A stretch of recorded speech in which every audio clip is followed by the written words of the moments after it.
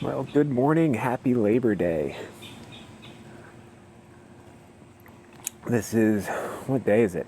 Is it day 14 of Joe at 40? I'm losing count and I'm barely into it, like 2 weeks into this.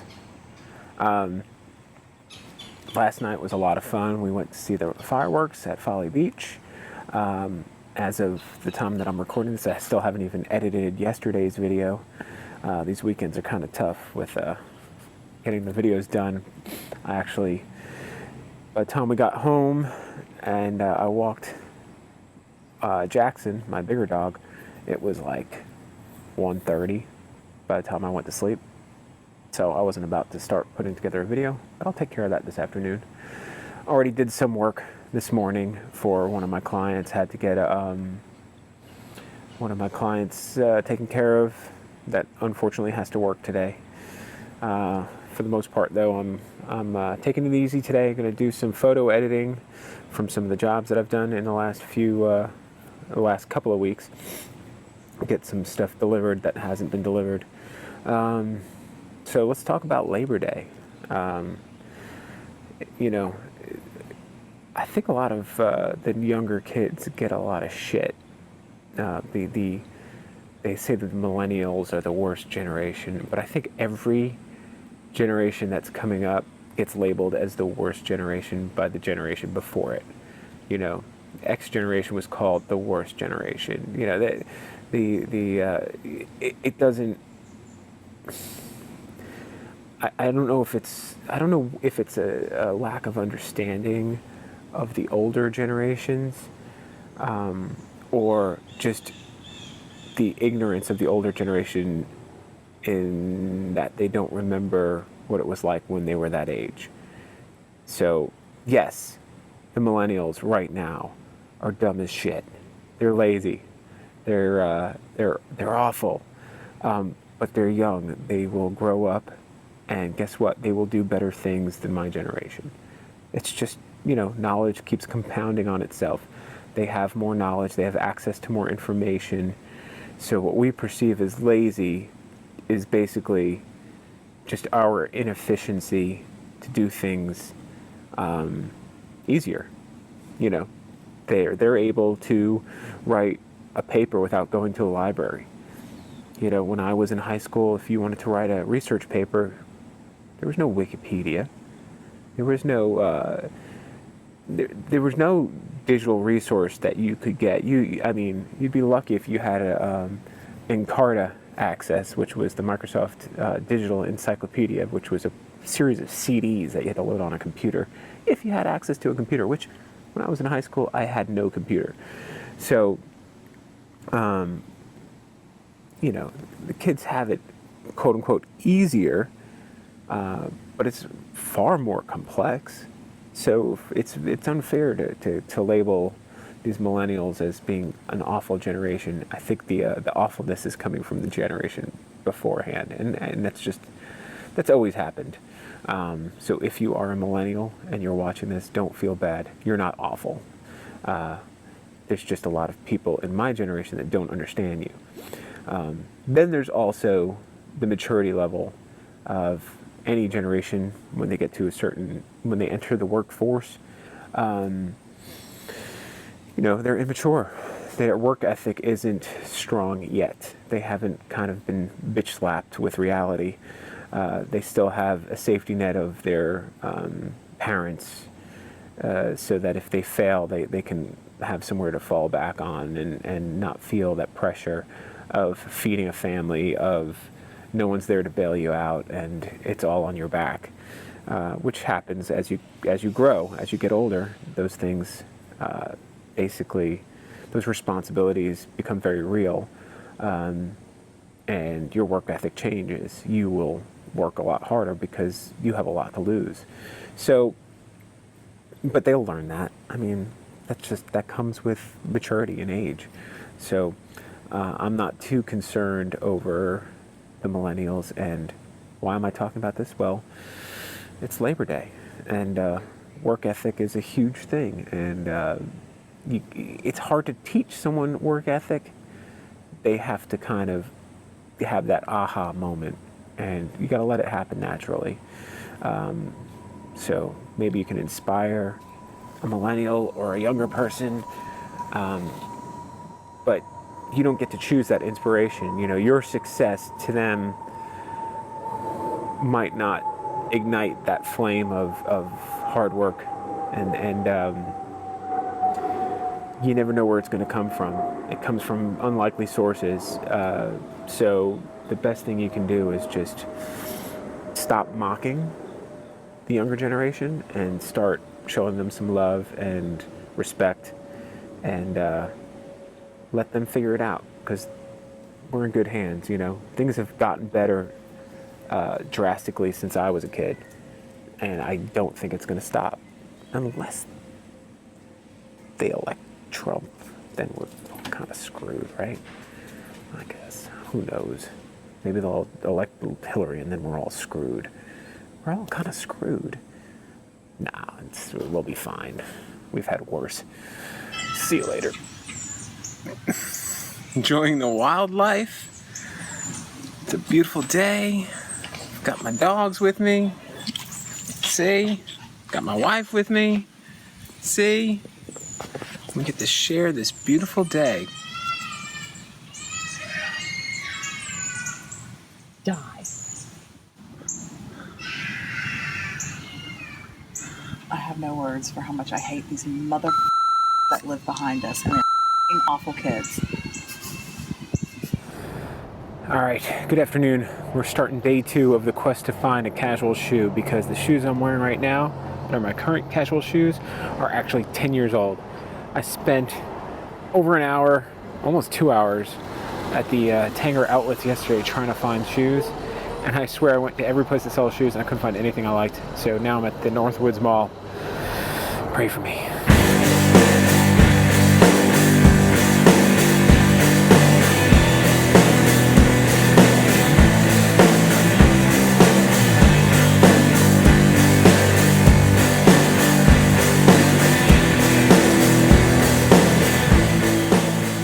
I wish that when you go shopping in like the mall or any department store, that you could have like a paddle, like at a Brazilian restaurant, where, you know, green means yes, you can come and bother me.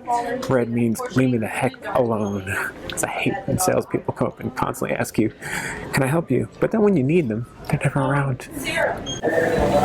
No.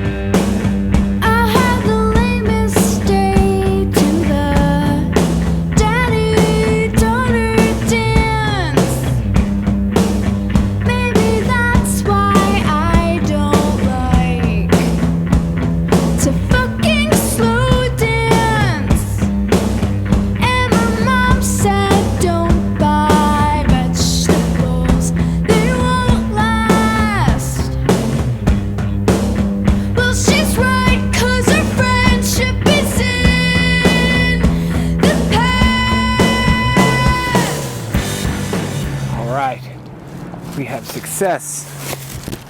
I ended up going to too many places and ended up with 2 pairs of shoes. One casual, one running, because it was rack room and it was buy one, get one, 50% off. And it's like, they really roped me into buying 2 pairs of shoes, don't they? And I also got a cool ass fake leather jacket. I'm pretty happy with that. All right, talk to you later.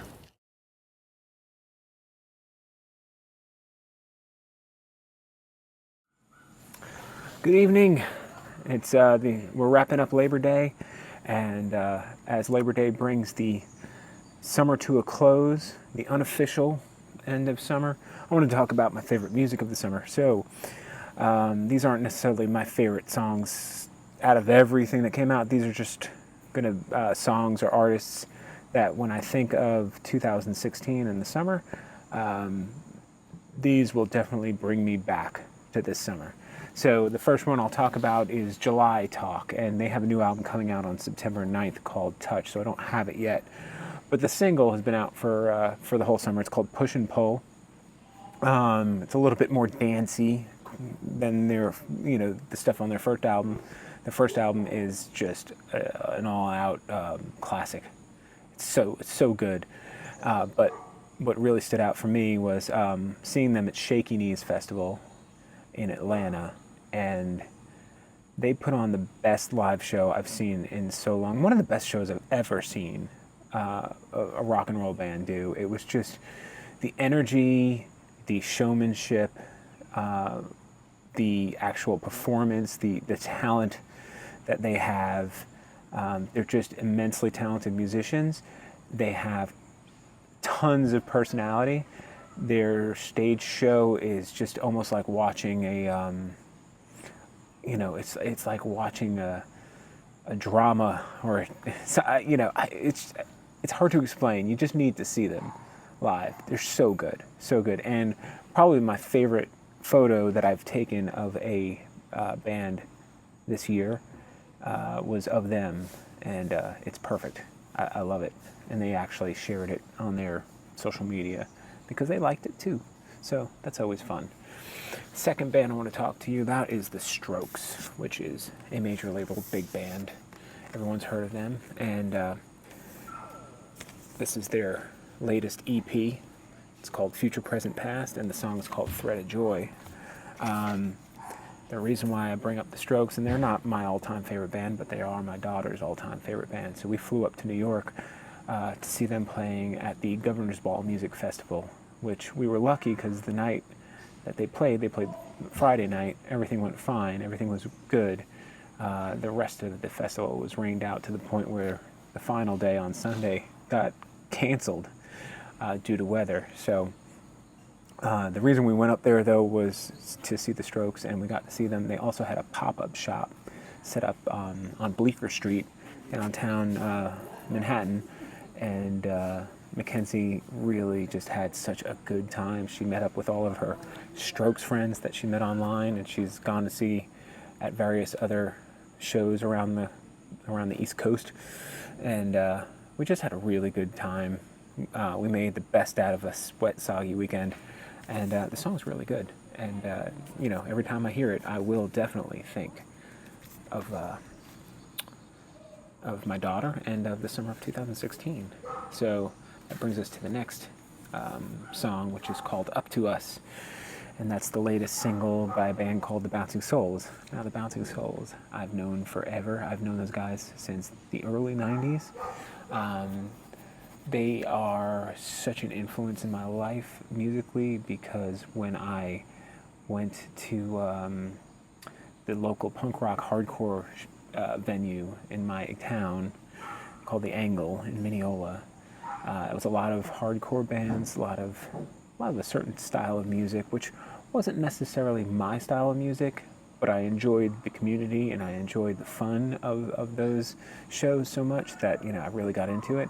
And then one day the Bouncing Souls came to town, and they didn't have any releases out yet. They were just a new startup band from New Jersey.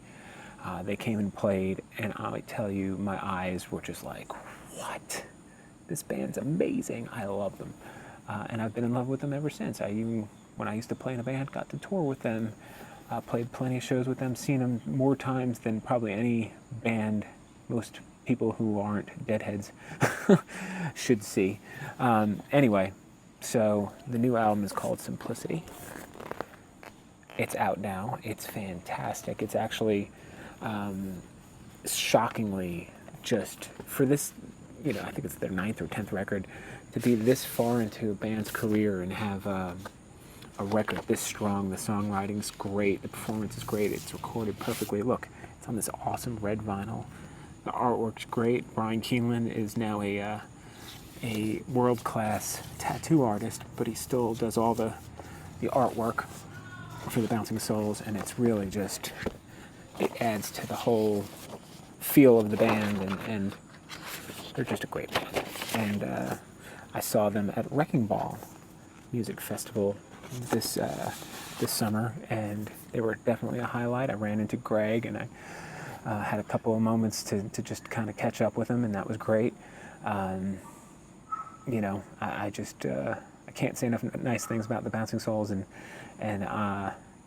funnily enough, last week I was at my gym, and I was getting my workout started, and I was listening to my headphones, but all of a sudden I hear the unmistakable sound of Bouncing Souls bleeding through my headphones. So I take them off, I look up at the screens, and they're playing the video for Up to Us in Gold's Gym, which is kind of crazy. I mean, it's just, sometimes, you know, you think of this band I've grown up with and I've seen in a tiny little club in Mineola, New York, now is, you know, playing at Gold's Gym in South Carolina. I don't know. I know it sounds silly, but it really kind of, I don't know, it kind of hits me home. This next artist, I am just infatuated with in a very, very healthy way. I just love these guys. They're also from New York. They're originally from upstate New York, and now they are based out of Brooklyn. And it's a two-piece band, drummer, singer / guitar player. And I mean, if you like the Dead Milkmen or Violent Femmes, or just that kind of raw punk rock energy that's not overly abrasive, but also has enough edge to it that it, you know, it'll just make you kind of pogo all night long. It just heartfelt lyrics, no facade, nothing, no trying to be something they're not. They're just singing about what they know, and they sing it well. It's Diet Cig, and I got to see him 3 times. All right, I have company now. Just got interrupted by everybody. Literally, I think if Keegan came out, then it would have just completed the cycle of interruption. All right, so Diet Cig, saw him 3 times this year. Once in Atlanta, actually twice in Atlanta, and 3 times in Atlanta. All 3 times I saw him in Atlanta. Anyway, this is the single. It's called Sleep Talk. It's very good. They're recording their first album currently, so it won't be out till next year. Make sure you check it out. And the last record I want to talk about, or song, is by a band called Car Seat Headrest. This is the record, and it's called Drunk Drivers, Killer Whales. The video is probably the most simplistic video you've ever seen in your life, and it just works. It's just, it kind of pokes fun at the fact that a lot of their songs sound like 2 songs that are completely separate from each other, that just kind of mix into each other. So the video is basically 2 scenes that kind of change every time the song changes, and it's like one part of the song is just driving down a road in the dark, and then the other part of the song is flying through the ocean on a boat. It sounds ridiculous, but check out the video and you'll understand. This record is probably my favorite record to come out in such a long time. It's so good. It's got a little bit of controversy around it because the original pressing of the record had a song called Not What I Needed, which was sampling, quote-unquote sampling. They were actually performing part of the Cars song, Just What I Needed, and they didn't successfully secure the rights before they recorded it. And lo and behold, Rick Ocasek denied them the right to use his song. So they got stuck with a bunch of records that they were forced to destroy. So it pushed back the record a month. It probably damaged them a lot, because it really, I think, is the record of the summer for a lot of kind of people that are into rock and roll and indie rock and alternative music. And it got pushed way back into the middle of the summer. So instead of coming out in the beginning of the summer, it lost its momentum because they had to delay it. So regardless of all of that kind of nonsense, it is such a good record. You should pick it up regardless. I'm sure if you look on some certain types of websites, you could find a copy of the song Not What I Needed, the original version, not the one that's on the album now that's kind of just chopped up. They just basically removed the Cars parts and put a bunch of like looped noise and whatnot. It's a little strange. The heart of the song is still there. But it's basically, it's kind of like Pavement, The Kinks. I don't know. It's unique, but it's also familiar. Very loosely recorded and performed. They're not concerned about hitting the right notes. They're just concerned about it feeling right. And a lot of my favorite bands do the same thing, from like the Replacements to Superchunk. They fall into that kind of realm of heart over technical skill. And the lyrics are just unbelievable. So go ahead and check it out. And so those are the 5 songs that will definitely bring me back to the summer of 2016. Rock on.